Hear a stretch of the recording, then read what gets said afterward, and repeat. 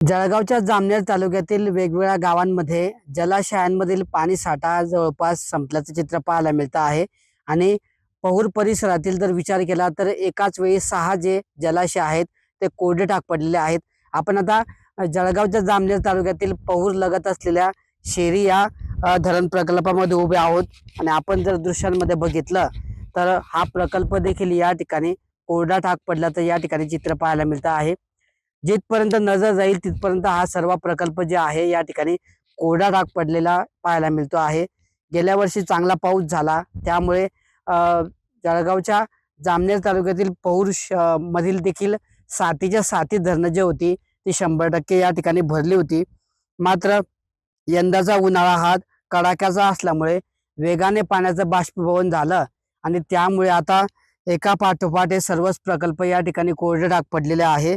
शेरी असेल, लोंढरी असेल, देवळी, गोगडी, मोतीआई आणि पिंपळगाव गोलाईत असे 7ही जलाशय जे आहेत ते धरण प्रकल्प जे आहेत या परिसरातले या ठिकाणी कोरडे टाक पडलेले आहे। आता जून अर्ध्यावर संपायला आला मात्र तरीही पाऊस झालेला नाही। तर या जलाशयांवर अवलंबून असलेली परिसरातील गावांमध्ये पिण्याची भीषण पाणी टंचाई या ठिकाणी जाणवत असल्याचं पाहायला मिळतं आहे। तर दुसरीकडे याच जलाशयांवर अवलंबून असलेली शेती देखील या ठिकाणी जी आहे त्यांना देखील मोठा फटका या ठिकाणी बसतो आहे। पाण्याअभावी जवळपास शेतातल्या सर्वच पिकं जी आहे वाळत असल्याचे चित्र या ठिकाणी पाहायला मिळतं आहे। केळीच्या बागा असतील किंवा पपईच्या बागा असतील, वेगवेगळी पिकं जी आहेत ती पाण्यावर अवलंबून असलेली पिकं या ठिकाणी पूर्णपणे कोरडे टाक पडत असल्याचे चित्र या ठिकाणी पाहायला मिळतं आहे। त्यामुळे आता भीषण अशी पाणी टंचाईचा सामना या ठिकाणी जामनेर तालुक्यातील वेगवेगळ्या गावांना, पौर असेल, पिंपळगाव गोलाईत असेल किंवा वेगवेगळ्या गावांना मोठा भीषण पाणी टंचाईचा सामना करावा लागतो आहे।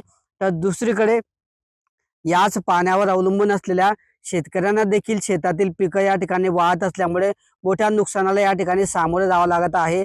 आता जून अर्ध्यावर संपलेला आहे, यंदा पाऊस लांबणीवर असल्याने पुढच्या काळामध्ये जर पाऊस आणखी लांबला किंवा उशिराने पडला तर या परिसरामध्ये पाण्याचं मोठं जलसंकट निर्माण होण्याची भीती या ठिकाणी व्यक्त केली जाते आहे।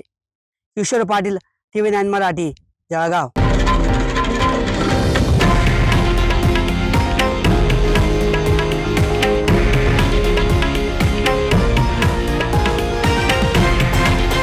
हे आहे देशातील नंबर 1 न्यूज नेटवर्क आणि आपण पाहत आहात TV9 मराठी, एकमेव।